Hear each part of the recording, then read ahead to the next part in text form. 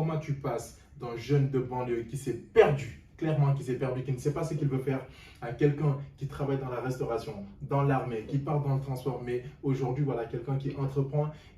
La connaissance n'est utile que dans son partage. À l'ère de la mondialisation et du digital, nous constituons ensemble un cerveau collectif.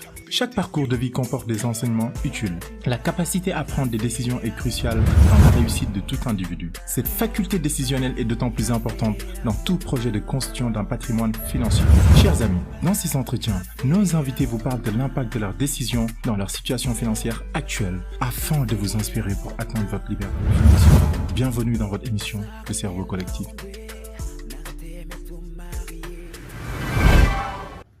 Chers invités, c'est toujours un plaisir de faire ce podcast avec vous. Nous voici donc sur ce 3e numéro où nous recevons un entrepreneur jeune, dynamique, talentueux, persévérant, avec lequel, encore une fois, nous allons parler des thématiques qui nous passionnent, à savoir la prise des décisions et les conséquences financières. Pour les personnes qui nous découvrent pour la première fois, permettez-moi de me présenter. Je m'appelle Paul Mendy, fondateur de la société NTI Conseil qui est basée à Rouen, avec pour mission de vous aider à avoir des prises de parole d'impact. En effet, je suis formateur en prise de parole et mon travail, c'est tout simplement de vous permettre de délivrer des messages qui impactent votre auditoire. Sans plus tarder, je vais recevoir mon invité. Je suis impatient parce qu'il a un parcours exceptionnel. Vous allez le découvrir tout au long de cette émission et j'en suis persuadé qu'il va vous passionner, inspirer et surtout, au terme de l'émission, vous allez vouloir vous également entreprendre. Donc, sans plus tarder, l'invité du jour s'appelle Monsieur Seydou Diallo, fondateur de Easy Shipping. Bonjour à tous. Alors Seydou, je vais te laisser avant ta présentation. J'ai cru comprendre que tu as été militaire. Oui, j'ai été militaire pendant 2 ans. D'accord. 2 fois 1 an précisément, vous allez comprendre pourquoi. Donc, je me suis engagé une première fois pour découvrir ce que c'était. Et j'ai pas été au fond des choses, donc du coup j'ai renouvelé mon engagement d'1 an supplémentaire. Très bien. Et ce qui m'a permis d'avoir une vision 360 de ce qu'était l'engagement militaire, le métier de militaire, les différents métiers, les exigences, etc. Et in fine, ça m'a permis de prendre la décision de continuer dans la vie civile. D'accord. Très bien, très bien. Comment c'est arrivé? Après le bac, voilà, tu t'es questionné, pourquoi tu es devenu militaire et pourquoi tu en es sorti? Alors, pourquoi je suis devenu militaire? C'est une bonne question. Donc, c'est une question, j'ai la réponse depuis quelques temps. D'accord. C'est de par mon parcours scolaire. Donc, moi, je suis issu de la banlieue parisienne, particulièrement de la ville de Sarcelles. Donc, j'ai été dans les écoles publiques, etc. Je ne savais pas forcément ce que je voulais faire dans la vie. Donc, du coup, après ma seconde générale, j'ai voulu aller plutôt en voie professionnelle, comme la conseillère d'orientation, le fameux cliché, comme on dit, mais il nous oriente souvent vers les métiers manuels. Donc du coup, j'ai fait un CAP BEP électrotechnique que j'ai obtenu avec mention. J'ai passé mon bac en électrotechnique pour aller au bout des choses que j'ai obtenu également.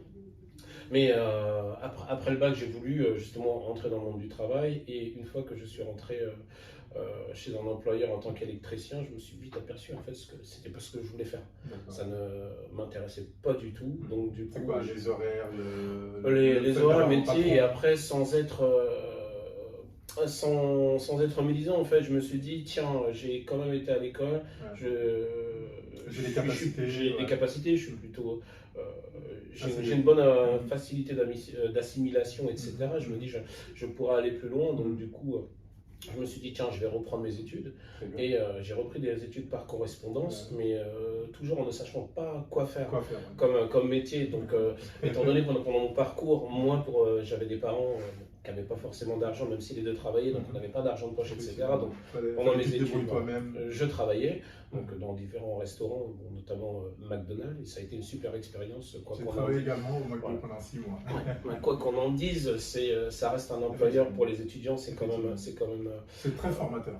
Exactement, et c'est structurant, et c'est structuré, et on est payé parce que souvent les étudiants, on a des jobs où notamment on bosse dans des fast-food où c'est payé au black, etc. Bon, ça reste du boulot, mais mine de rien, de bosser chez McDo, voilà, ça met un pied dans le monde du travail. Et ça a un lien avec mes études parce que quand il s'agissait de choisir une orientation, je me suis dit, tiens, la restauration, je suis bien. J'ai pu aussi bosser dans les restaurants à l'aéroport de Roissy, etc. Je me suis dit, tiens, je vais faire un BTS en hôtellerie-restauration. Donc j'ai fait ça en alternance. Ça n'a pas été simple. Parce que là, on est autonome, on a faire ses devoirs. À l'époque, il n'y avait pas Internet où on envoyait les cours par mail, donc il fallait aller à la poste, etc. Les formations se faisaient à Grenoble, etc. Et puis du coup, bon, j'ai allié travail et puis vie d'étudiant à domicile.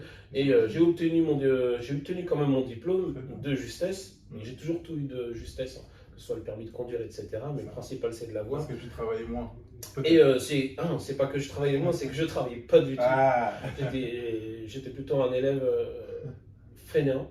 Donc, beaucoup de capacités, mais minimaliste. J'ai eu tous mes diplômes, j'ai eu tout ce que je voulais faire sans réellement travailler. Donc je rentrais, je jetais mon sac et j'étais dehors avec les copains à jouer au foot ou à faire le con, clairement. Et pour en revenir à l'orientation, donc une fois que j'ai eu mon BTS, je me suis dit tiens, je vais aller travailler dans quelques restaurants, donc dans quelques grandes enseignes à Paris, dans les petites enseignes, etc. Et là, pareil, je travaillais aussi pour le groupe Table à Pizza, donc ils avaient des restaurants un peu partout et ça se développait bien. Et finalement, le service du matin, service du soir, la rémunération ne me plaisait pas du tout, même si la relation client était bien. Ça a été très formateur, révélateur pour moi, dans le sens où j'ai su par contre que j'étais quelqu'un qui aime les relations humaines. Voilà, j'aime les relations humaines et que j'étais bon commercial. Tout à fait. Ça a été une révélation, mais pas dans la restauration. Okay. Donc du coup, j'ai eu ce diplôme, j'ai bossé, puis finalement je me suis réorienté, j'ai été embauché chez le journal Le Parisien en tant que commercial. Intéressant. Donc du coup, j'étais amené à vendre des abonnements au bar tabac, aux compagnies aériennes, souvent à l'époque, puisque avant ça se faisait, on trouvait les journaux dans les avions, etc. Donc maintenant, plus maintenant. Mais voilà, ça a été un métier très formateur, donc j'ai appris le porte-à-porte. Ça, par contre, pour les commerciaux de l'époque, pourquoi je les trouve un peu plus tenaces, c'est parce que justement, c'est très compliqué de vendre de cette façon-là. Mais à partir du moment où on y arrive, après, on peut se débrouiller. Tout à fait. On peut se débrouiller comme on veut. Une fois que j'ai fait le tour de tout ça, en fait, la partie commerce me plaisait parce que j'étais à l'aise, mais c'était parce que c'était assez simple, c'était facile pour moi. Donc là, tu savais comment communiquer avec les gens, tu trouvais... Exactement, je suis quelqu'un qui se prend pas la tête, je suis pas introverti, et puis bon voilà, de toute façon, moi je me dis qu'il t'en rien à rien, donc, et puis je suis sénégalais. Donc voilà, dans ma famille, au Sénégal, il y a que des commerçants, et voilà, la communauté Peul particulièrement, donc mes parents ont quelques commerces au Sénégal, etc. Et du coup, je vois mes oncles. C'était naturel, c'était quelque chose naturellement, voilà. Et c'est vraiment dans l'ADN des Sénégalais de toute façon. Nous, on vend partout. Tu vas à la Tour Eiffel, ceux qui vendent les Tours Eiffel, c'est des Sénégalais. Tu vas en Italie, partout où j'ai voyagé, tu as toujours... dernièrement, j'étais en Espagne, sur la plage, c'était quoi? C'était un Sénégalais, pour là, ils vendaient des bracelets, tout ça. Nous, on est travailleurs. Voilà, ça, c'est dans notre ADN. On est des gens, on travaille. Même si on doit travailler au noir, c'est pas par choix, mais c'est par nécessité. Mais on travaille. On ne va pas mendier. On est trop fiers. La mendicité, il y en a au Sénégal, je ne vais pas mentir. Mais notre population, elle est trop fière pour ça. Donc quand elle peut, elle travaille. Bon. Passons cette étape-là. Donc du coup, pour en venir à comment je suis arrivé à être militaire, c'est que je me suis posé beaucoup de questions sur ce que je voulais faire. Et j'avais pas encore la réponse. Donc je me suis dit, tiens, après le Parisien, je vais quitter, je vais essayer de faire soit un bilan de compétences, etc., essayer de me faire orienter. Et c'est par la rencontre je ne sais plus du tout d'ailleurs comment on s'est rencontrés. C'est une personne en fait qui quittait un emploi qualifié dans une très grande entreprise parisienne, etc., qui venait d'un grand groupe et qui voulait entreprendre.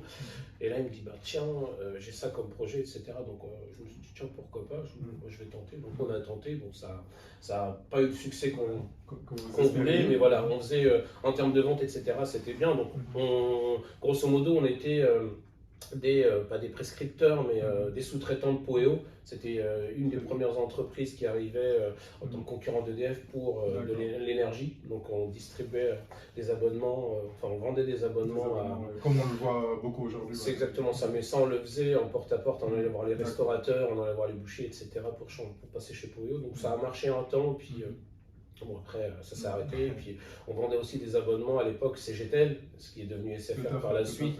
Donc, du coup, ça a marché un temps, mais après, toutes ces autres boutiques-là, France Télécom est passé Orange, ils ont tous eu des boutiques un peu partout, et puis voilà, le particulier allait directement en boutique pour prendre son abonnement, donc du coup, bon, voilà, le projet d'entreprise est mort dans l'œuf, mais je me suis dit, tiens, ça c'est pas mal, c'est resté dans un coin de ma tête, mais parlons plus d'entreprise, puisque c'était trop risqué, et j'étais vraiment très jeune, parce que je vous parle de ça, je devais avoir 21-22 ans. Donc, et j'ai 40 ans aujourd'hui, même si ça se voit pas, mais ça se voit pas du tout. J'ai 40 balais. Donc du coup, à partir de là, je me suis retrouvé quelques mois, peut-être, quand je dis quelques mois, c'est un mois ou deux au chômage, et je tournais en rond, parce que je suis quelqu'un d'hyperactif. Tu ne peux pas rester à la maison sans rien faire. Donc je me suis dit, tiens, il faut que je fasse un truc. J'étais revenu chez mes parents, j'avais rendu mon appartement, et là je me suis dit, hop, tiens, l'armée.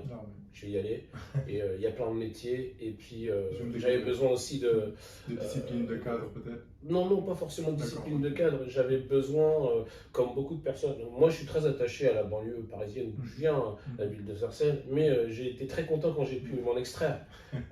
Les gens qui y restent, c'est pas par choix. On comprend bien, effectivement. Et ça, il faut vraiment le garder en tête. Donc il y a plein de gens, ils pensent qu'on oublie d'où on vient, etc. Non, justement, on n'oublie pas, c'est pour ça qu'on fait tout pour s'en extraire. Dans la vie, on cherche toujours à aller plus loin, donc le fait de rester au quartier, c'est pas forcément de l'attachement. Et le fait d'en partir, c'est pas forcément du déni. Ah mais du tout, au contraire, moi je l'assume complètement, et je le dis tout le temps, et là d'ailleurs le podcast, je lui souhaite le succès qu'il doit avoir, et que les gens entendent ce message. Nous en fait... Et quand on parle de Sarcelles d'ailleurs, il y a un podcast qui marche très très bien, qui vient de Sarcelles. Oui, c'est un copain. Christelle, voilà, c'est ça. Moi je le salue, moi j'ai grandi avec cette personne. Sénégalaise également. C'est ça. C'est ça. C'est exactement ça. Donc du coup, le fait de m'extraire aussi de la banlieue parisienne, c'était nécessaire, puisque j'étais enfermé dans tout ce que j'ai connu, mes habitudes, les copains, etc. Donc les bonnes choses et les mauvaises choses, puisque bon, avec l'influence des trafics de stupéfiants, tout ça, machin, c'est des choses dans lesquelles on pourrait tomber, puisque la vie en quartier, quand on est jeune, on ne se rend pas compte que c'est difficile. C'est après, au niveau de l'adolescence, et puis quand on commence à être étudiant, on voit les différences, c'est exactement ça. On voit les différences entre les autres camarades, et là on se dit, ouais, finalement, en fait, je suis broke, quoi. J'ai pas d'argent, je voyage pas, on voit des camarades qui rentrent de vacances, ils nous racontent leur congé, tout ça, machin.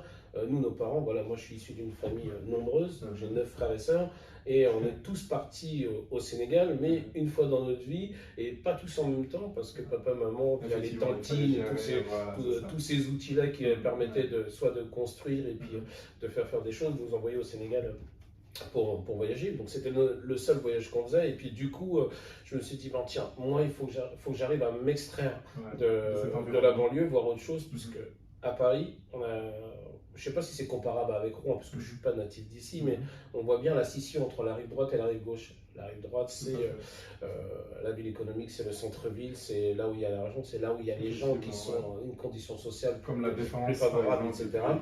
Et la rive gauche, nous, on avait la banlieue, tout autour de Paris, on encerclait Paris, et puis quand on passe le périph', on voit plein de choses, des monuments, la culture, des entreprises, mais des écoles aussi, et des conseillers d'orientation qui nous orientent vers des métiers qualifiés, et c'est là où je me suis dit, mais pourquoi pas nous, quoi. Donc l'armée est arrivée à Pronomé, je me dis, tiens, c'est un truc où je vais pouvoir m'extraire, je vais pouvoir avoir le temps de la réflexion, découvrir d'autres métiers. Et j'y suis rentré en tant qu'électricien, mais parce qu'il fallait absolument un métier. Donc ils ont vu mon CV électricien, on m'a mis ça, et j'ai dit ok. Et une fois que j'ai pris dedans, au bout de 3 semaines, en échangeant, j'ai vu un truc qui m'a plu. Et là, c'est ma rencontre avec le transport et la logistique et la supply. Et je me suis dit non, c'est ça que je vais faire. Donc j'ai tout fait. Je me suis défoncé justement pour changer d'orientation dans l'armée, ce qui n'a pas été simple, mais j'ai fini par obtenir, parce que quand je veux quelque chose, j'attends pas que ça tombe, je vais le chercher. Ça c'est très bien, c'est le bon mindset. Et je me suis battu pour l'avoir, donc du coup j'ai été réorienté, je me suis trouvé à Montlhéry en Ile-de-France, donc je me suis extrait de la banlieue parisienne, mais j'étais pas loin non plus, puisque je suis quelqu'un qui est assez proche de la famille. Effectivement. Et pour le coup, voilà, j'ai découvert le transport et la logistique dans l'armée. je suis quelqu'un qui lève tôt, je suis quelqu'un d'organisé, j'ai des tocs. Donc j'ai pas eu de problème que ce soit tant avec la discipline, etc. Et moi je suis rentré, c'est ça. Et je suis rentré dans l'armée, j'avais 24 ans. Donc là, je limite pour pouvoir s'engager. Et je me suis retrouvé aussi avec beaucoup de jeunes entre 18 et 20 ans. Bon, la maturité était il y avait un vrai décalage. Et je me suis pas senti à ma place, sans prétention, mais sur le côté intellectuel à un moment donné par rapport à certains, parce que on avait un test de culture générale et oui, certains, voilà, parce que les grandes guerres ne connaissaient pas les dates, etc. J'ai vu qu'il y avait un vrai décalage, mais à contrario, ces personnes-là m'ont beaucoup apporté dans le sens où c'était des gens, ils savaient au niveau culture, étaient moins cultivés que moi, mais par contre, au niveau, que ce soit sportif, au niveau camaraderie, etc., m'apportait beaucoup de choses. Et ça m'a apporté. C'est même pas que ça m'a apporté, ça m'a rappelé plein de choses que nous, on a chez nous. Et quand je dis chez nous, je parle pas, moi je suis né en France, donc je me considère comme français, mais dans la culture aussi africaine et sénégalaise, voilà, le vivre ensemble, nous, voilà, les portes sont toujours ouvertes, etc. Donc ça m'a rappelé ça, donc du coup, c'était une expérience plutôt sympathique. Maintenant, au niveau de transport, quand j'ai rencontré... Justement, ça a l'air d'être ta passion. Voilà, j'ai rencontré ça. Pourquoi le transport? Pour la logistique. On a l'impression que c'est une personne. Ça a matché dans le sens où le transport, c'est de l'organisation. Et toi, t'aimes ça? Voilà, moi je sais même pas que j'aime ça, je suis comme ça. Et je sais que ça peut être pénible même des fois, mais moi chez moi tout est ordonné, voilà, il y a des choses doivent être là, elles ont leur place, etc. Donc le transport, l'organisation d'envoi de personnel, de personnel sur les théâtres d'opération, que ce soit en France ou à l'étranger, de matériaux, faire tout ce qui est déclaration de douane, gérer les transports, je voulais tout connaître. Donc du coup j'ai commencé par un truc. Puis un autre, j'ai dit, bah, tiens, il faut que je passe mes permis, il faut que je comprenne tout, comment on roule. J'ai passé tous mes permis camion, poids lourd, etc. D'accord, ok. Donc on a sillonné la France. On a sillonné la France et quelques pays européens où il y avait des bases militaires, donc vers l'Allemagne, etc. Donc, avec l'entreprise Grisel, c'est ça? Non. Avant même ça c'était avec l'armée d'abord. D'accord, ok, ça marche. C'est toujours avec l'armée. Donc, du coup, on roulait pas mal. Donc, je me suis dit, tiens, côté chauffeur, etc. Oui, j'ai vu les avantages, les inconvénients. Et puis, les axes d'amélioration. Et puis, je me suis dit, bah, tiens, ça va évoluer. Ça me plaît. Il y a toujours de la passion dans ton parcours. Mais au-delà de la passion, il y a l'ambition qui te rappelle tout le temps. Je mérite plus, je suis capable de plus.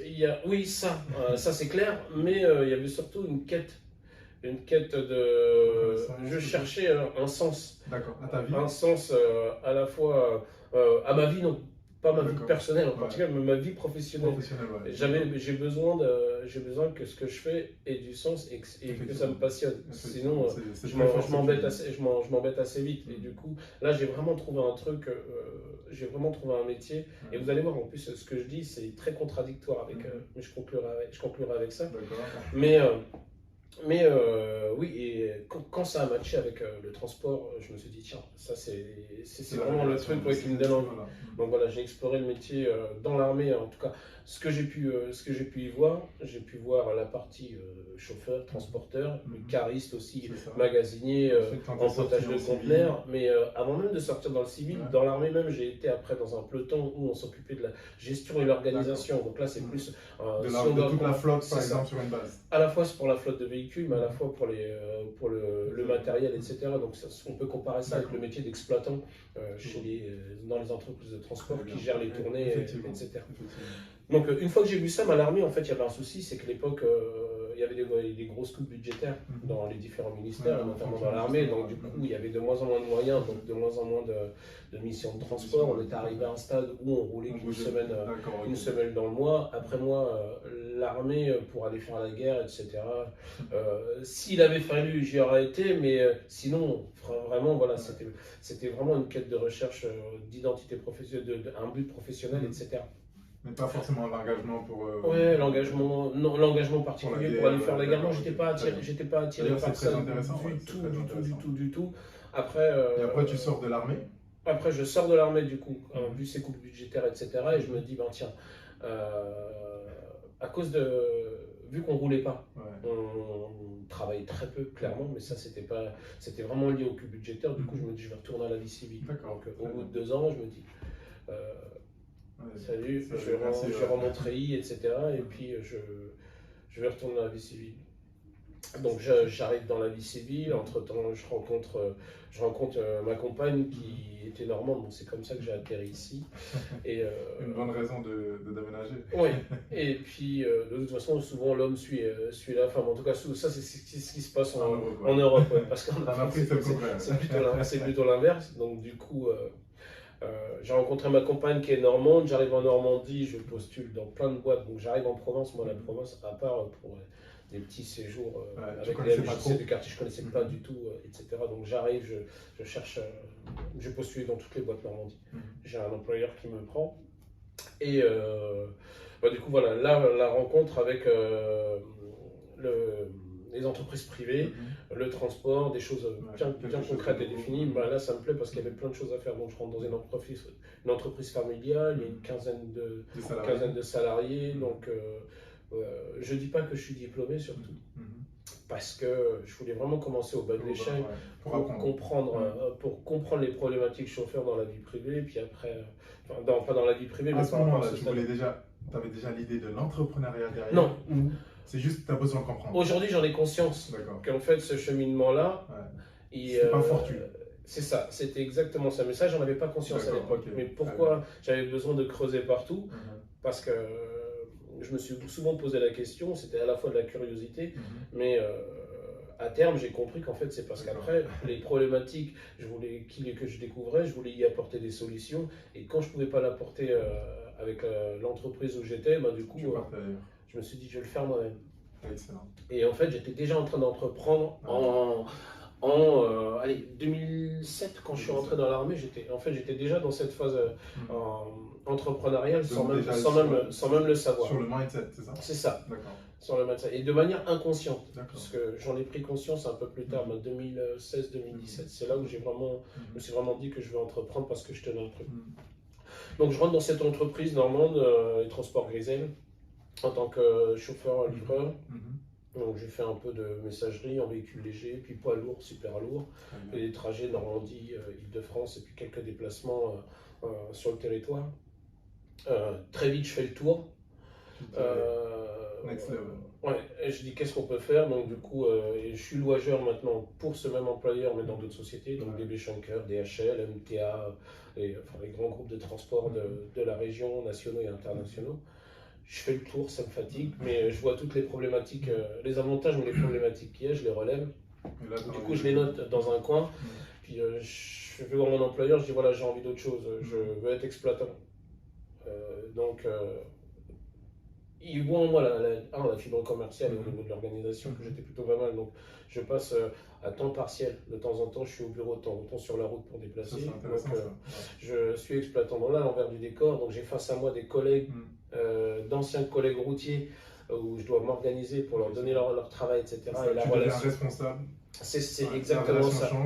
Et la relation, bizarrement, elle est censée changer, mais j'ai juste eu un accro avec un camarade, mais au-delà de ça, ça s'est très bien passé, et c'est ce qui me surprend, et puis ce qui a surpris surtout beaucoup, puisque généralement les relations changent, se tendent.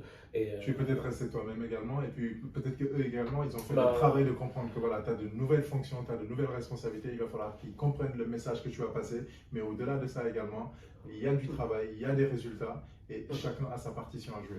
Je pense qu'ils l'ont compris, mais surtout, ils ont compris, c'est même pas qu'ils ont compris, c'est qu'ils ont vu que moi aussi je défendais leur intérêt. Moi derrière, j'étais pas le dernier pour aller voir mon patron et dire voilà, lui il fait son truc bien, on a son véhicule, il l'a abîmé, il faudrait peut-être le réparer, voir pour des primes, des trucs tout bêtes. Donc tu étais déjà manager à ce moment, et voilà, tu gérais les ressources, et tu étais surtout, tu avais une équité. Parce qu'un manager, quand il est exemplaire et quand il a l'équité, c'est facile de le suivre. Complètement, mais moi par exemple, pour revenir à ce côté managérial, moi je l'avais avant même l'armée, puisque j'ai travaillé tout à l'heure au début du podcast, je parlais du McDo, mais je parlais surtout des restaurants à Roissy. Donc moi il s'avère que j'ai travaillé sur les restaurants au terminal 2C à l'aéroport de Roissy-Charles de Gaulle. J'ai travaillé d'abord dans un bar, puis après dans un bar-restaurant. J'avais 19 ans et on apprend à communiquer. Exactement, mais ça en fait j'ai pas eu besoin de l'apprendre parce que je savais le faire. Et ça c'était inné. La vente, par exemple, un vendeur, il n'y a pas besoin d'un bac plus 50 en vente, etc. C'est soit tu l'as, soit tu l'as pas.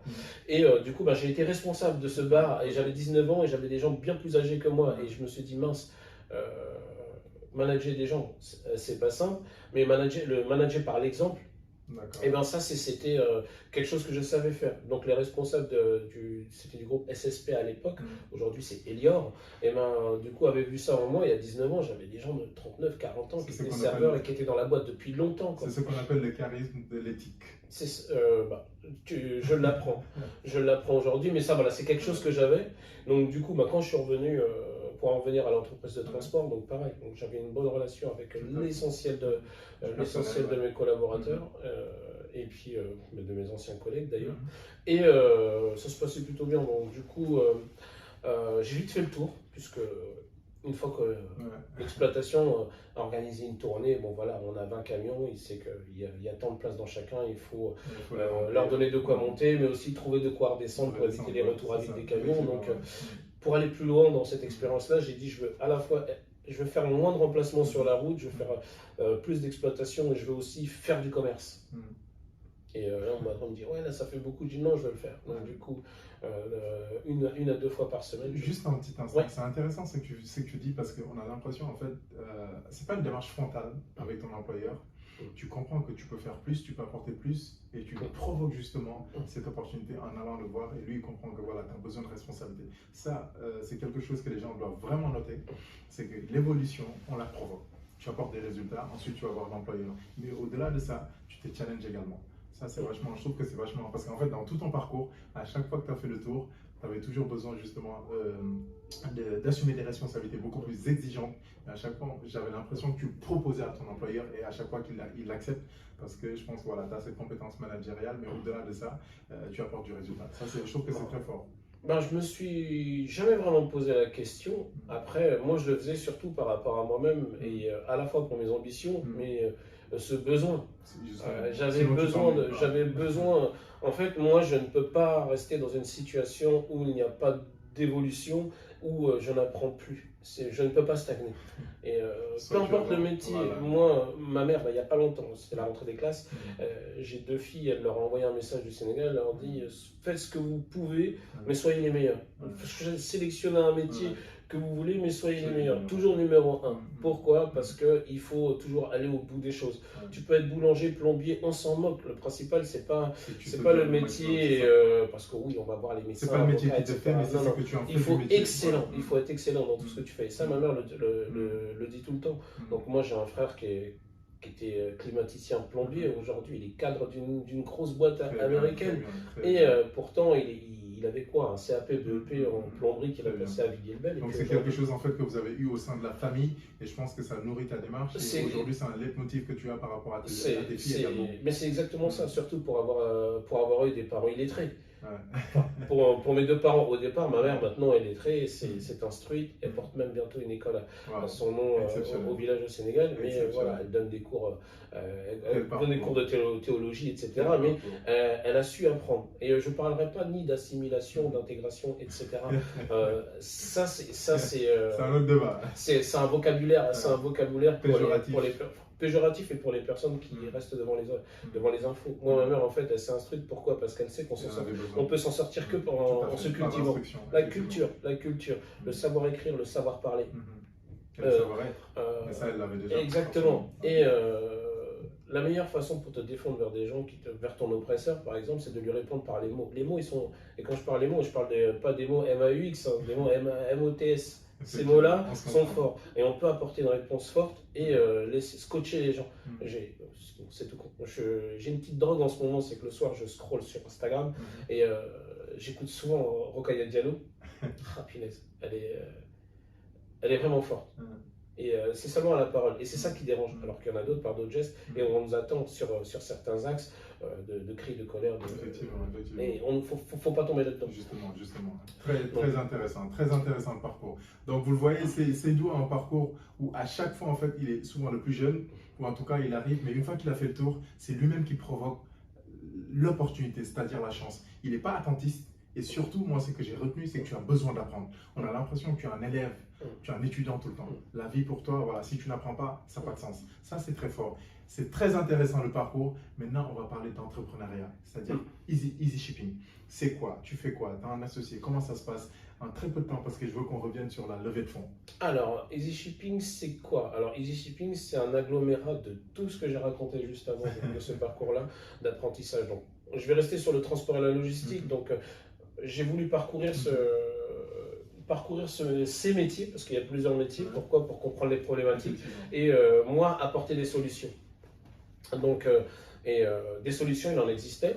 Et il y avait tel logiciel pour telle fonction, il y avait tel poste, tel emploi pour répondre à telle problématique, etc. Et le fait qu'il y ait plusieurs types de solutions, ça a apporté une nouvelle problématique, c'est qu'on avait divers outils et qui n'avaient pas une bonne opérabilité. Tout à fait. Donc, je me suis dit, tiens, il n'y a personne qui se dit, moi je vais créer un logiciel qui va permettre, en tout cas un outil, puisque je ne parlais pas de logiciel à l'époque, puisque aujourd'hui je suis éditeur de logiciels sans être développeur informatique et je ne souffre pas du syndrome de l'imposteur, pas du tout. Hein. Mais donc à l'époque je me disais, il faut que je crée un outil où on peut avoir une opérabilité de plusieurs outils, mais aussi de développer des outils dans l'outil pour chaque spécificité de chaque métier. Et donc je me suis dit, tiens, je vais regarder déjà si ça existe. Donc il y avait quelques solutions qui commençaient à naître, et puis d'autres qui marchaient bien, notamment un B2P Web, la bourse de fret, etc. Donc ça m'a rassuré, parce que ça me dit que s'il y a d'autres acteurs, s'il y a de la concurrence, c'est qu'il y a un marché, puisque ça, c'est rarement le cas quand il n'y a personne sur le marché, c'est que bien souvent c'est qu'il n'y a pas de marché. Donc j'ai vu qu'il y avait quelques acteurs et je me suis dit, j'ai commencé à réfléchir, prendre des notes dans tous les métiers que je faisais. Je travaillais, je dis, tiens, cette problématique-là, on n'avait pas de souci. Je dis, tiens, moi je vais. Et en fait, sans me rendre compte, j'étais en train de faire une étude de marché, un business plan. Et après, j'étais en train de benchmarker sans savoir ce qu'était en réalité un business plan. Je n'ai pas fait d'école de commerce, je ne suis pas très technique, etc. Donc du coup, quand on m'a dit qu'il faut faire un business plan, etc., j'ai OK. Donc je me suis retrouvé avec plein de notes un peu partout qu'il fallait juste les structurer. Et puis l'aventure entrepreneuriale a débuté là. Donc je me suis dit, si personne ne fait une solution, moi je vais la faire la solution. Donc toi, si on comprend bien encore une fois, tu fais partie des personnes qui n'ont pas peur d'être pionnières, sans pour autant avoir cette volonté de l'être, mais c'est juste que si tu as besoin de quelque chose, tu ne l'as pas trouvé, tu la crées. Tu fonctionnes comme ça. Oui, mais sans le savoir. Non, c'est devenu naturel, c'est-à-dire. J'ai toujours noté comme ça. Voilà, c'est là où c'est intéressant en fait, ce que tu disais, c'est-à-dire que tu as toujours été commercial parce que la famille, en fait, on voit vraiment la présence ou l'impact de l'environnement sur toi. Une solution, c'est tout à fait normal d'aller la chercher. Très intéressant. Est-ce que tu as commencé Easy Shipping à deux? Parce que je crois comprendre que tu as un associé. Comment ça s'est passé? Alors non, Easy Shipping, en fait, je l'ai commencé tout seul, dans mon coin. Très bien. Et c'était plutôt une bonne chose parce que c'était mon univers, c'était mon domaine d'expertise. Je maîtrisais en grande partie dans les grandes lignes, après j'ai peaufiné, etc. Après j'ai eu l'appui de mon ex-compagne à l'époque, avec qui je voulais m'associer justement pour la partie commerciale, etc. Puisque être solopreneur, j'ai eu beaucoup d'exemples autour de moi des gens qui étaient seuls et c'est vraiment pas simple et je recommanderais pas, parce que et par rapport à ce qu'on vit nous actuellement, c'est beaucoup d'énergie et de pouvoir partager ce poids, quelqu'un qui puisse soulager avec toi, partager cette douleur, mais aussi les réussites futures, c'est quand même important. Mais sinon, sur le projet, au départ, j'étais seul. J'ai mon ex-compagne qui m'a donné un coup de main. Bon, la séparation a fait que je me suis retrouvé à nouveau solopreneur. J'ai fait appel à des agences web pour effectuer des devis, etc. Non, c'était effectuer des devis parce que je partais pour faire le logiciel avec une agence, etc. Et c'est là où je me suis dit, ça par contre, j'ai soif d'apprendre, mais la tech, c'est pas mon truc, ça m'intéresse pas et je n'y comprends strictement rien. Voilà, et aujourd'hui, j'ai des notions, etc. Mais au code, j'ai compris strictement rien. Donc j'avais des devis à 100 000 euros comme à 15 000, et puis les gars, je ne comprenais pas. Et puis dans mon entourage, moi j'ai mon meilleur ami, un ami d'enfance, qui est informaticien, qui lui travaille dans une entreprise, etc. Donc du coup, j'ai échangé beaucoup sur le sujet. Et puis, au début, c'était juste pour poser des questions, comprendre, et finalement, même pas. Je comptais même pas l'embarquer dedans. Et je l'embarque pas dedans, mais j'embarque quelqu'un de son entourage, parce que on s'est fréquenté étant jeune. J'ai fréquenté des membres aussi de sa famille, et il s'avère qu'un de ses cousins avec qui on a fait plein de choses, qui lui était déjà entrepreneur à 20 ans avec son frère, avait monté une entreprise en France et en Chine. Il fabriquait, il vendait des casquettes, les marques casquettes Paris avec le New Era, etc. Et il s'est intéressé à l'informatique, il était autodidacte et tout. Et un jour, en parlant, je dis, mais en fait, il faut qu'on bosse ensemble. Il m'a dit oui, comme ça. En fait, mais c'est arrivé. Non, ça, par contre, je dis. La chance. J'y crois pas trop à la chance, mais je pense que c'est le bon Dieu qui a fait qu'il a mis cette personne sur mon chemin. Donc, du coup, voilà, ça s'est fait naturellement comme ça. Et ça a été l'une des plus grandes, réussites et choses, et meilleures décisions qu'on ait prises, c'est d'avoir un opérationnel CEO dans la boîte et un CTO qui s'occupe de la technique, parce qu'on a pu. Et à aujourd'hui, on a la maîtrise totale sur tous les outils qu'on développe. D'ailleurs, c'est très intéressant ce que tu dis, parce que j'ai suivi une vidéo récente où vous parlez justement des retours que les clients vous ont fait. Et grâce à cela, vous avez amélioré tout simplement la plateforme, la façade. Et c'était très intéressant comment c'est présenté entre le avant et le après à chaque fois. Et on comprenait, même sur le plan visuel, on voyait qu'il y avait beaucoup d'améliorations. Et d'ailleurs, je pense qu'on voyait l'associer également dans la vidéo, toi qui présentais. Donc ça, c'est très fort. Mais on va s'arrêter sur ça. Ça veut dire que quand on est entrepreneur, quand on va aller loin dans la vie, notamment là, encore une fois, on le dit, prise de décision et conséquences financières, il faut absolument tendre à avoir une tierce personne ou de tierces personnes avec lesquelles on va faire chemin ensemble pour pouvoir provoquer une réussite peut-être beaucoup plus grande, la partager. Mais c'est primordial, c'est primordial. Donc toutes les personnes qui disent que non, je garde ça pour moi, je ne partage pas et tout, tu es en train de leur dire, vous vous égarez. Oui et non. Au départ, quand on a une idée, il faut la travailler, la structurer, la confronter, la vision, etc., un peu à son marché, etc. Et à terme, après, il faut partager. Il faut partager, et partager notamment à des entrepreneurs. Parce que, pour être totalement transparent, la nuance, je la comprends. On peut partager à des personnes qui n'ont pas le même mindset, qui ne comprennent pas les enjeux comme nous. Qui sont très théoriques.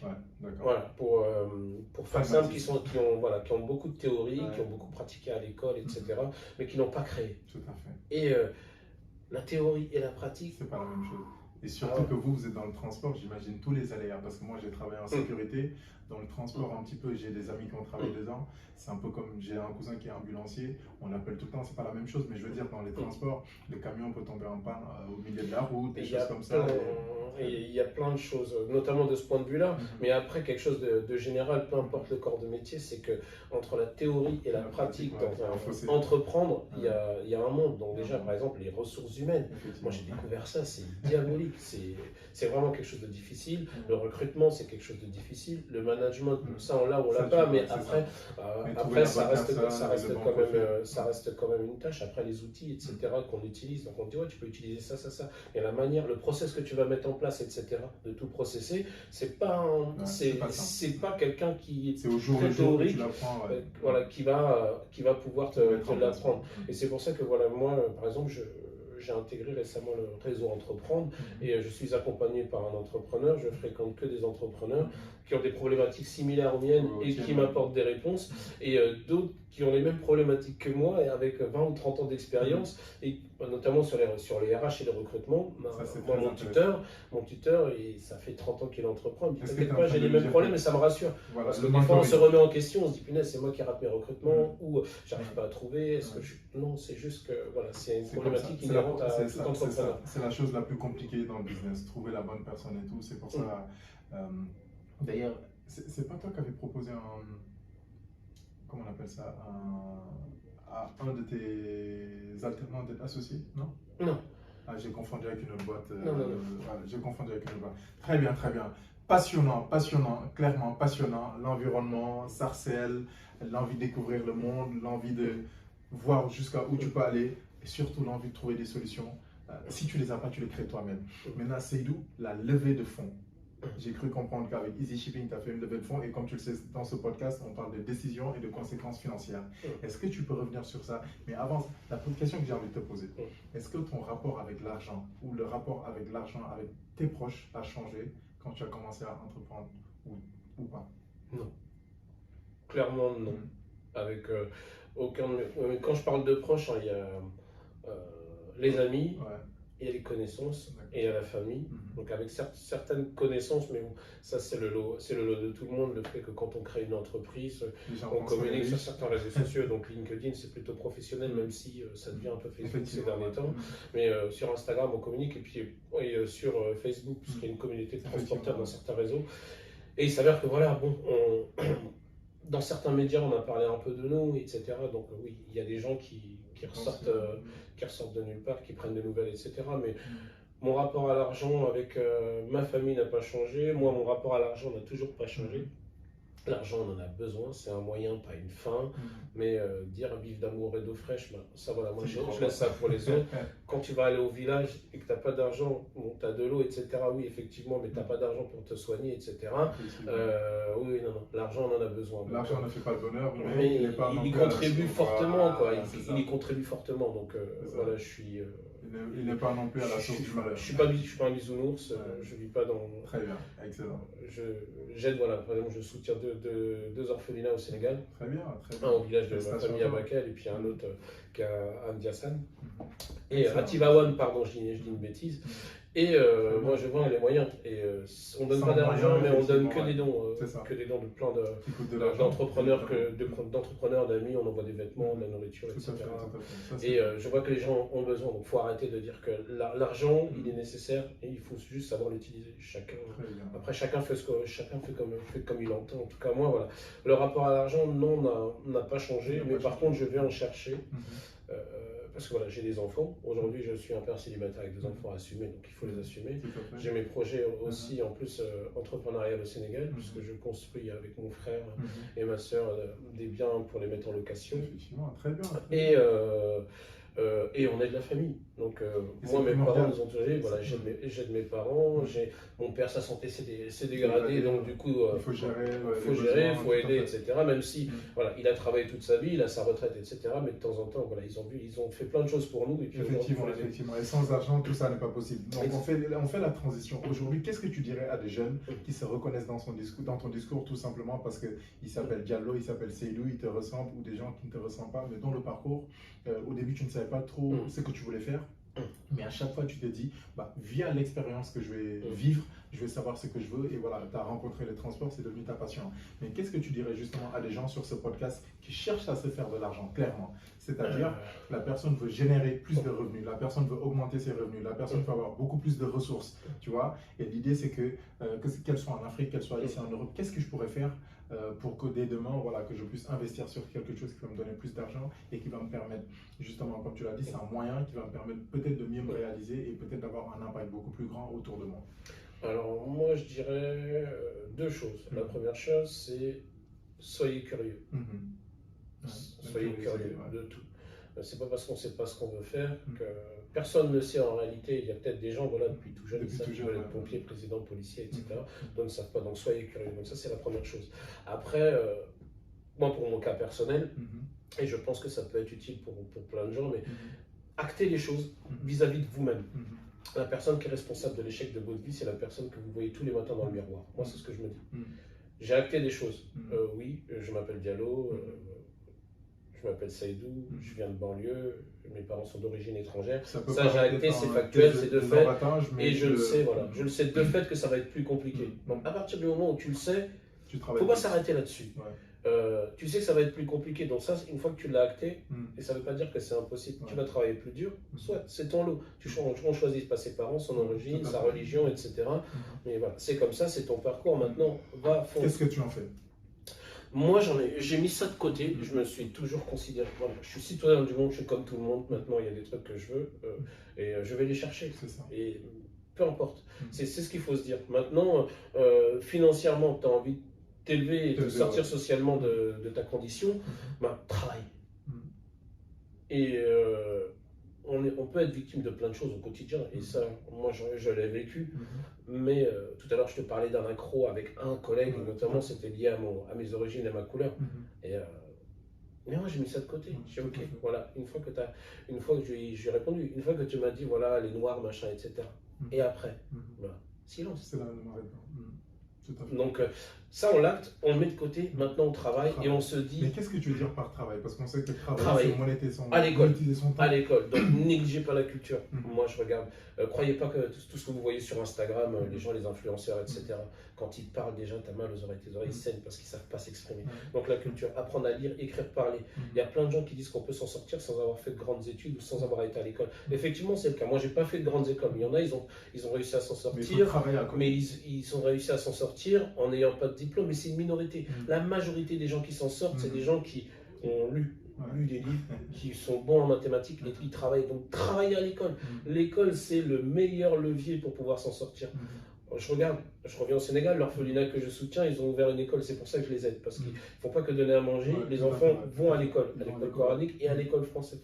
Et les élèves, ils ont un niveau de français qui est supérieur à certains ici. Et c'est ça que je me dis, ces enfants-là, en fait, ils aident les enfants jusqu'à leurs 18 ans. À 18 ans, au lieu de les laisser dans la nature, ils ont des partenariats avec les grandes universités. Les enfants vont dans ces universités-là, ils créent des entreprises, ils créent de la valeur. Et ces mêmes personnes qui sont sorties de l'orphelinat, avec ces entreprises-là, qu'est-ce qu'ils font? Ils aident l'orphelinat et par l'exemple. Et c'est pour ça que moi j'ai choisi celui-là. J'aurais pu en choisir d'autres, mais là je me dis en fait... c'est comme la victimisation, ou comme ce qu'on fait beaucoup moins. Je parle du socialisme dans la ville de Sarcelles où j'étais, c'est qu'on avait beaucoup d'aides, de subventions, etc. Mais non, mais ça, c'est nous tenir sous perfusion pour qu'on reste à notre niveau de personnes de banlieue sous perfusion et qu'on nous dise tout le temps, voilà, cette bande d'assistés. Non, les aides, elles sont là, elles sont nécessaires pour les prendre, mais il faut aller chercher pour se sortir de là. Et c'est ce que je dis. Donc, mais aujourd'hui, une personne qui va investir, par exemple, un jeune qui t'entend ou une mère, je ne sais pas, bref, quelle que soit la personne, une personne qui t'entend, qui a 200, 300, 400 euros, 2000, 4000 euros, toi, tu n'as plus peur d'investir. On a l'impression que, comme tu le dis, l'action, pour toi, c'est vraiment le meilleur baromètre pour pouvoir évoluer, pour apporter du changement. Qu'est-ce que tu dis à ces personnes? Bon, déjà, je corrigerais juste une chose, c'est que j'ai toujours peur d'investir. D'accord. Parce que moi, par exemple, j'ai investi, c'est sur mes fonds personnels. Je ne connaissais pas incubateur, accélérateur, BPI, tout ça, machin. Donc j'avais un projet. Voilà, je les connais maintenant, mais après coup. Mais du coup, quand on a une somme d'argent, 200 euros pour nous, c'est un montant qui est, comment dire, qui est un montant important pour nous. Donc du coup, il fallait absolument réfléchir bien réfléchir à comment entreprendre. Mais après, si tu veux provoquer ta chance et réussir, à un moment donné, il faut passer à l'acte et il faut franchir le pas. Donc n'hésitez pas à franchir le pas, c'est le conseil que je leur donnerais, à investir, à avoir un projet, à aller voir aussi d'autres personnes qui ont investi, parce qu'il existe plein de réseaux de personnes qui ont déjà entrepris, qui se sont trompées, etc. Mais il faut faire aussi attention, parce que entreprendre quand on est une personne avec des revenus modestes, avec une famille modeste, c'est pas les mêmes conséquences qu'une personne qui est aisée. Moi demain, si je me plantais, et c'est pour ça que je parle que l'accompagnement est important, si je m'étais planté, ça aurait eu d'énormes conséquences financières, parce que j'ai mis, à un moment donné, j'ai mis tapis. Sauf que moi j'ai des responsabilités, je suis père de famille, et du coup là ça aurait été très compliqué. Alors que pour d'autres, ils peuvent entreprendre. Donc se faire accompagner, c'est important, mais voilà, pour vraiment aller au bout du truc, c'est vraiment de dire, à un moment donné, il faut oser, et il faut y aller, et puis c'est tout, il ne faut pas trop se poser de questions. Nous, nos parents, ils avaient besoin de s'en sortir, ils ont vu qu'il y avait une opportunité en Europe, aux États-Unis, ils ont traversé la Méditerranée. Après, pas les mêmes risques que les migrants aujourd'hui, mais ça reste, c'est la prise de risque, et c'est important de l'apprendre en mettant tous les a priori de côté, et tout ce qu'on sait déjà, donc, et il ne faut plus se plaindre. La meilleure façon de montrer qu'on est capable de faire des choses, c'est de les faire. Et d'être humble et de rester modeste et de partager son expérience. Voilà, c'est tout. Moi, en tout cas, c'est comme ça que je le vois. Après, c'est valable pour moi, mais c'est peut-être pas valable pour d'autres. Mais en tout cas, voilà, moi, c'est comme ça que je vois les choses. C'est ta vision d'accord, ok. Après l'idée, il faut passer à l'action. Mais avant, c'est là, si on peut se former. Donc là, tu insistes beaucoup sur l'importance de la formation, l'instruction, on l'appelle comme on veut. Mais en tout cas, il faut acquérir de la valeur, il faut acquérir du savoir, il faut se faire mais la connaissance, c'est la meilleure richesse pour s'en sortir. Effectivement. Et il y a Ray Dalio, qui est l'un des meilleurs investisseurs de tous les temps, un Américain, qui dit que dans l'entrepreneuriat, ce n'est pas ce que tu sais qui te fait gagner, mais c'est ce que tu ne sais pas. Donc, il faut tout le temps travailler, quand tu parlais de curiosité, à aller à la rencontre des gens, à apprendre et plus tu en connais, mieux tu prends des meilleures décisions. C'est lu sur la levée de fonds, le temps est imparti sur la levée de fonds. Comment ça s'est passé? Alors, très court, très simple. En fait, on a l'activité, quand on l'a créée, donc les 2 premières années, on développait le logiciel, donc pas de revenus, donc clairement. Et, pas de revenus, pas de salaire. Pas de salaire, ah oui, mais la totale. Donc après, on a la chance aussi d'être en France, et ça, il faut le dire. Moi, j'ai pu faire rupture conventionnelle, avoir les revenus du Pôle emploi. Après, j'ai eu la BPI via Guillaume Picot, on a obtenu une bourse French Tech, c'est une subvention pour pouvoir développer notre produit. Donc du coup, une fois qu'on a pu développer le produit, on l'a mis sur le marché avec quelques clients, puisque ça faisait déjà 15 ans que j'étais dans le transport et la logistique. Donc ça, par contre, j'ai pas eu besoin d'aller chercher de prospecter des clients, puisque j'en avais déjà, je leur ai proposé de tester la solution, et on a pu l'améliorer, etc. Et là, on a commencé à générer du chiffre d'affaires. Donc ça, c'était le premier point. Le deuxième point, c'est que quand on a mis la solution sur le marché, ça a marché bien parce qu'on est arrivé post-Covid aussi. Et pendant le Covid, confinement, les métiers qui fonctionnaient, c'était la santé et la logistique, parce que tous les problèmes logistiques pour les masques, pour les vaccins, quand ils étaient fabriqués, il fallait les acheminer, etc. Donc là, ça a marché, ça a bien marché. Là, les gens ont pris conscience aussi de la valeur des outils numériques, parce que bon, il y a des gens avec, ils aiment bien le terme ubérisation, ça fait un peu peur. Dans certains métiers, oui, mais dans le transport et la logistique, c'est un outil nécessaire. Donc on a réussi un beau tour de force, et le prototype a eu un succès. Donc du coup, il fallait développer, améliorer tout ce qui n'allait pas, etc. La deuxième édition. Et donc on avait nécessairement besoin de fonds, parce que il fallait s'appuyer sur des profils seniors, clairement. Il ne faut pas négliger les alternants, les profils moins compétents, mais quand on arrive à ce stade-là, l'erreur que beaucoup d'entrepreneurs font, et que nous on a fait, c'est au départ on a pris des alternants, etc. Mais non, mais tu ne développes pas les entreprises avec l'alternant. Quand tu es en phase quand tu es une phase d'amorçage, oui, quand tu es une phase de développement et d'accélération, il te faut t'appuyer d'expérience. Donc du coup, l'expérience aussi, ça se valorise, ça se paye. Dans les métiers de la tech, les développeurs, ça coûte un bras. Donc du coup, on a été, la levée de fonds, c'était essentiellement pour ça, parce qu'en plus... Comment ça s'est passé? En combien de temps, par exemple? Alors, vous avez parlé combien de temps? Parce que comme tu le sais, moi... Pour être très transparent, voilà, puisque Gemlet, nous, on savait qu'en décembre 2022, on était short cash. Donc short cash, si on ne levait pas, on était mort. Clairement, la boîte, elle mettait la clé sous la porte. Donc ça, certains sont dans la confidence, mais moi, j'ai pas de problème. J'ai pas de problème à en parler. Donc on s'est dit, tiens, il nous reste 4 mois, on va se faire aider pour lever des fonds, parce que là, on a des clients, on a du chiffre d'affaires, etc. Mais en plus, on change de modèle économique, on passe sur un modèle avec abonnement, etc. Et ce qu'on a fait, c'est qu'on a essayé de se faire accompagner. C'était très long, très cher, donc du coup, on a tout fait de même. On s'est acculturé, comptabilité, business plan, levée de fonds, on a tapé à tous les portes. Donc j'ai été voir des business angels, j'ai regardé beaucoup de podcasts, des vidéos, comment ça marche, etc. Et j'ai échangé aussi avec Bakary Camara, avec la marque TikTok, etc. J'ai vu l'émission qu'il avait faite, etc. Donc ça m'a un peu inspiré. Et puis je me dis, ok, qu'est-ce qu'il faut faire? Je me suis présenté aussi entre-temps au board de la French Tech en Normandie. Donc j'ai été au bureau, des gens qui avaient déjà levé, ils m'ont dit, tiens, il te faut un pitch deck, il faut que tu aies un business plan, il faut que tu prépares de l'equity. Je ne savais pas ce que c'était, et j'ai appris. Et puis j'ai tapé aux portes. Business Angel, j'ai tapé aux portes de mes clients, j'ai tapé aux portes de fonds d'investissement. Je leur ai dit, voilà, moi j'ai besoin de tant de salariés, moi ici mon business plan, j'ai besoin de tant de personnes, voilà mon projet, ce que je compte faire en termes de marketing, il me faut 400 000 euros en equity et 400 000 euros par effet levier, il faut un total de 800 000 euros justement pour pouvoir développer le produit. Et là, beaucoup ont feuilleté le document, mais ils étaient plus intéressés par nos personnes, à mon associé et moi, que par le projet en lui-même. Ils ont creusé après. Effectivement, on a passé des audits avec des cabinets d'audit comme KPMG et PTBG, etc.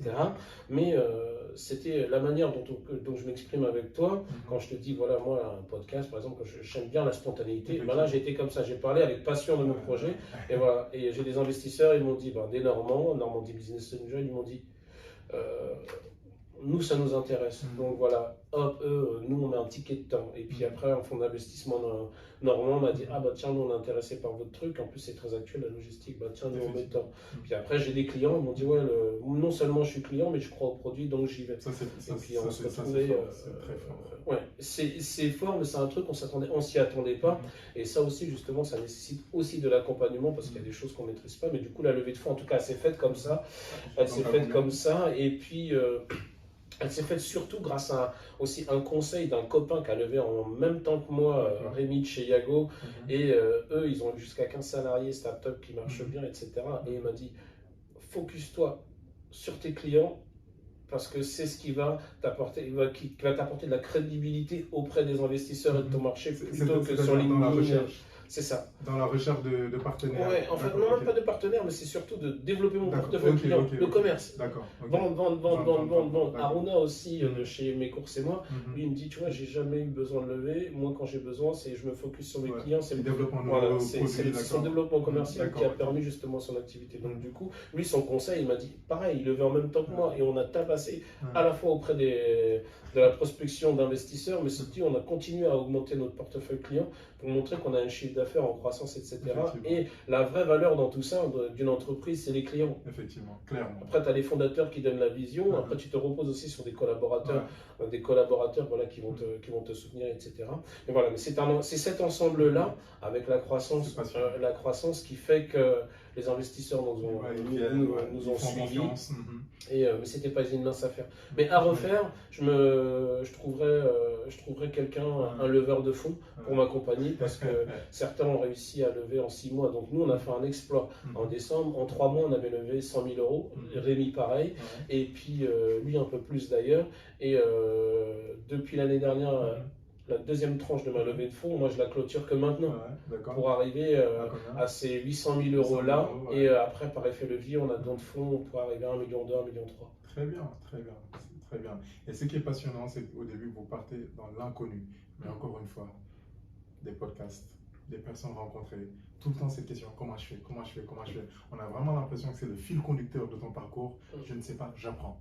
J'ai pas peur, il faut que j'aille à la rencontre de la connaissance. Et une fois que j'ai la connaissance, je saurai quoi faire. En tout cas, c'est très passionnant. Juste une dernière chose pour que les gens comprennent. Donc là, si je comprends bien, les 800 000 euros que vous avez levés, tu les as dans les poches, tu es devenu riche. Quelles sont les conséquences? Est-ce que tu te trimbales avec les 800 000 euros tous les jours? Pour que les gens comprennent, une levée de fonds, c'est quoi et quels sont les impacts, les exigences que tu peux avoir par rapport aux personnes qui t'ont fait confiance et qui t'ont donné leur argent? Alors, c'est très simple. Nous, la levée de fonds, je parlais d'une étape, elle s'est faite en 2 tranches. Donc, on a eu la première tranche en décembre de 100 000 et 500 euros pour être précis. Et avec ces 100 000 euros là, donc on s'est structuré, on a pris des locaux, etc. On a commencé à se rémunérer aussi. C'est important. Et on a revu notre stratégie. Et là, depuis septembre, on a le restant des fonds qui sont versés par nos investisseurs. Au moment où on vous parle, j'ai mes investisseurs ils ont reçu leur bulletin de souscription. On a signé notre pacte d'actionnaires. Donc là, très récemment. D'accord. Pas plus tard que lundi. Excellent, et excellent. là, les versements des fonds arrivent là. Et on a pu, nous, avec ces 100 000 euros, on a pu se financer, mais on a pu aussi financer des recrutements. Mais le reste des charges ont été financés par le chiffre d'affaires. Parce qu'on a un revenu récurrent maintenant depuis qu'on a lancé la nouvelle plateforme. Pas la nouvelle plateforme, mais notre nouveau modèle économique avec abonnement depuis janvier dernier. Et c'est ce qui nous permet aujourd'hui de nous autofinancer. Mais là, voilà, les fonds, maintenant, une fois qu'ils ont été sur place, qu'est-ce qu'on a fait? On a travaillé. D'accord. Mais je veux dire, quelle est l'immersion de ces personnes qui donnent leur argent? Est-ce qu'en termes de gestion, ça change radicalement? En termes de gestion, on a des comptes à rendre, et ce qui est logique. Donc, on a un reporting mensuel qu'on fait tous les mois en termes de chiffres, de vente, d'abonnement, de croissance ratio, etc., de recrutement. On a une relation aussi de conseil, parce que ces personnes-là, j'ai pris essentiellement des entrepreneurs. D'accord. Je voulais rien d'autre. Et ces entrepreneurs-là ont l'expérience. Donc, du coup, quand on parlait de connaissance, de savoir, moi, je les consulte. Ils m'aident beaucoup. Et après, au niveau commercial, ils m'apportent aussi des clients. Très bien. Donc, au-delà de l'argent, tu as un apport technique et un apport en matériel peut-être même. C'est ça. Et leur conseil, je dirais, pour certains, a beaucoup plus de valeur. Que l'argent qu'ils donnent, parce qu'ils auraient pu donner de l'argent et être à un aparté, mais là, pour le coup, ils font partie du projet. Mais complètement, pour vous faire une confidence sans donner son identité. Mais moi, j'ai un investisseur qui a donné 500. Je lui ai dit, tiens, tu me donnes 500 euros symboliques parce qu'il faut donner une somme pour rentrer au capital, mais son expertise n'a pas de valeur. N'a pas de valeur. Et puis, il ne pouvait pas donner plus que ça. Mais il pouvait donner plus que ça, mais nous, en fait, on laissait. C'était sa matière grise qui était plus importante. C'est ça, on a un fonds d'investissement, nous, qui apporte de l'argent, donc ils nous apportent leur expertise, etc. Mais eux, ils sont là pour apporter de l'argent et faire un multiple si la boîte se vend, etc. Eux, c'est plus ça leur stratégie. Nous, on voulait aussi dans notre bureau avoir des personnes qui ont la connaissance. Effectivement, ça Parce c'est que important. moi, la levée de fonds, si c'était à refaire, jamais je la referais tout seul. C'est difficile. C'est très intéressant ce qu'il dit. Et d'ailleurs, toutes les personnes qui réussissent dans la vie, quand vous leur posez la question à savoir si vous revenez en arrière à vos 20 ans, à vos 30 ans et que vous devez faire la même chose, qu'est-ce que vous faites? Ils disent tous, allez voir une personne qui a déjà fait ce que je veux faire et l'écouter. Et depuis le début, tu le dis. En tout cas, c'est nous. Merci beaucoup pour ce temps. Le réveil a sonné. On sait que voilà, faut qu'il parte travailler et tout. C'est passionnant. Il a allongé. Merci beaucoup pour cette générosité, Merci à vous. spontanéité, pardon. Et surtout, je pense qu'aujourd'hui, on a beaucoup appris. Seydou est quelqu'un de généreux, comme vous l'avez vu. Son parcours, il est passionnant. Comment tu passes d'un jeune de banlieue qui s'est perdu, clairement qui s'est perdu, qui ne sait pas ce qu'il veut faire, à quelqu'un qui travaille dans la restauration, dans l'armée, qui part dans le transport, mais aujourd'hui, voilà, quelqu'un qui entreprend. Et surtout, ce qui est passionnant, il l'a dit, il y a un moment, il faut que tu partages. Donc, on a l'impression, en fait, c'est un apprentissage continu. Et à chaque fois, tu prends de meilleures décisions. Et aujourd'hui, si tu as... Mais il me dit tout le temps, si je devais le refaire. Donc, il y a tout le temps cette rétrospection. Oui, c'est important. C'est important et nécessaire. Et tu prends le temps d'analyser. Je pense que mon tu parcours, en fait, c'est quelque chose de très commun en réalité. C'est parce qu'on met beaucoup plus en avant les partures. Parce qu'on va dire que nous, nos parcours sont un peu atypiques, mais moi, je connais plein de gens. Effectivement. Même si je vais être un peu en retard, ce n'est pas bien, c'est pas bien méchant, mais mon parcours, j'ai plein de gens, j'ai des amis sur Sarcelles, Gaël Rodzen qui a monté qui est producteur de concerts, il fait de Bercy, etc. J'ai Moussa Diawara qui est producteur de musique avec le secteur A, etc. Donc c'est aussi par l'exemple. Et des gens comme ça, en fait, il y en a plein. Je ne suis pas une exception, c'est juste que je pense que c'est des gens qui ne sont pas forcément mis en lumière, et notamment quand on vient ce qu'on appelle les QPV, on préfère mettre en avant dans les faits divers les personnes qui font clairement des conneries. Mais il y a plein de cerveaux, et il y a plein de gens qui réussissent, qui sont dans des l'histoire de métiers. Moussa Camara, qui aujourd'hui a un impact considérable, il vient également les cacher. Mais complètement. Très bien. Donc voilà, en tout cas, voilà, moi, je ne sais pas si je peux me permettre de donner des conseils. Effectivement. Mais en tout cas, voilà, face à la exemple, caméra, ton pitch de la fin, qu'est-ce que tu peux dire aux gens? Ce qu'ils doivent retenir de ton histoire peut-être, ou le conseil qui va changer leur vie. Clairement, c'est ça. Si on fait ce podcast, c'est pour que la personne se dise, moi aussi c'est possible. Seydou m'a appris son parcours, je ne sais pas, mais qu'ils retiennent quelque chose. Oser. Cela les pousse. Il faut oser tout simplement, et puis travailler. Point. Il ne faut pas trop se poser cette question, peu importe d'où on vient, qu'on soit noir, blanc, jaune, peu importe notre religion. Tous ceux qui ont réussi ont osé. Même on parle de personnes qui ont hérité. Oui, ils ont hérité de parents qui ont réussi, mais il y a toujours quelqu'un qui a travaillé avant pour obtenir tout ça. Donc voilà, le travail, croyez en vous, et allez voir des personnes allez voir des faiseurs. La théorie, c'est pour ceux qui... Allez voir les faiseurs. On va rester sur ça. En tout cas, merci beaucoup Seydou, c'était vraiment passionnant. Et je te souhaite plein de succès. Parce que là, voilà, on sent que la boîte monte. Mais quand tu prends l'argent des gens, quand tu fais une levée de fonds, il y a beaucoup plus d'exigences. On a l'impression que tu le gères avec beaucoup de prise de conscience, mais également, tu ne te mets pas la pression. Et tout ce qu'on peut te dire, c'est vraiment de continuer à bosser comme ça. C'est très inspirant ton parcours parce qu'on a l'impression que tu ouvres les portes à chaque fois par toi-même. Donc, merci beaucoup et on se dit à très vite. Ça marche. À bientôt. Allez, à bientôt.